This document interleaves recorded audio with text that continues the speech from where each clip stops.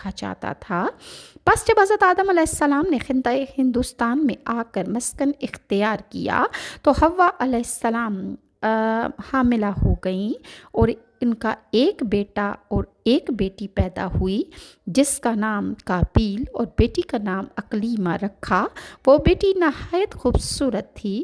پھر حضرت حوا دوبارہ حاملہ ہوئیں تو اس روز ان کا ایک بیٹا اور ایک بیٹی دوبارہ پیدا ہوئے، جن کا نام حابیل اور بیٹی کا نام غازہ رکھا، مگر یہ بیٹی ان کی خوبصورت نہ تھی۔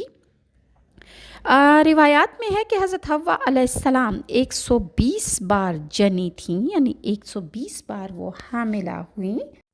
حضرت ابی بن کعب سے روایت ہے کہ رسول اللہ صلی اللہ علیہ وآلہ وسلم نے فرمایا کہ اللہ تعالیٰ نے حضرت آدم کو جب پیدا فرمایا تو وہ لمبے قد والے، بہت زیادہ سر کے بالوں والے تھے، گویا وہ کھجور کا جیسے لمبے درخت کی طرح تھے۔ جب انہوں نے ممنوع درخت کا پھل کھایا تو اس وقت ان کا لباس اتر گیا۔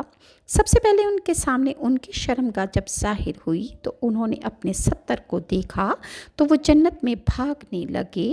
ایک درخت نے ان کے بال پکڑ کر انہیں اپنی طرف کھینچ لیا۔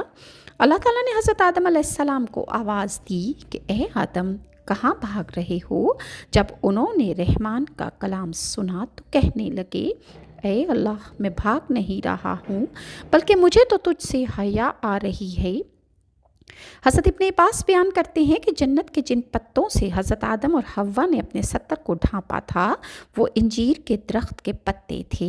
اس روایت کی سند ابن عباس رضی اللہ عنہ تک صحیح ہے، اور حضرت ابن ابی کعب سے روایت ہے کہ رسول اللہ نے فرمایا، بلا شبہ تمہارے باپ آدم کھجور کے درخت کی مانند 60 ہاتھ لمبے اور بہت زیادہ لمبے بالوں والے اور گھنے بالوں والے اور 70 پوشی کرنے والے تھے۔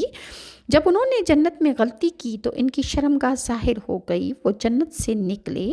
پھر ایک درخت نے ان کے سامنے آ کر ان کے پیشانی کے بال پکڑ لیے۔ پھر ان کے رب نے انہیں پکارا کہ اے آدم، کیا تم مجھ سے بھاگ رہی ہو؟ انہوں نے جواب دیا، نہیں، بلکہ مجھے تجھ سے حیا آتی ہے۔ ارشاد ربانی ہے، اور ان کے رب نے انہیں پکارا کہ کیا میں تم دونوں کو اس درخت سے منع نہ کر چکا تھا اور یہ نہ کہہ چکا تھا کہ شیطان تمہارا سری دشمن ہے؟ تو انہوں نے کہا، اے ہمارے رب، ہم نے اپنا بڑا نقصان کیا، اور اگر تو ہماری مغفرت نہ کرے گا اور ہم پر رحم نہ فرمائے گا تو ہم واقعی نقصان اٹھانے والوں میں سے ہو جائیں گے۔ اور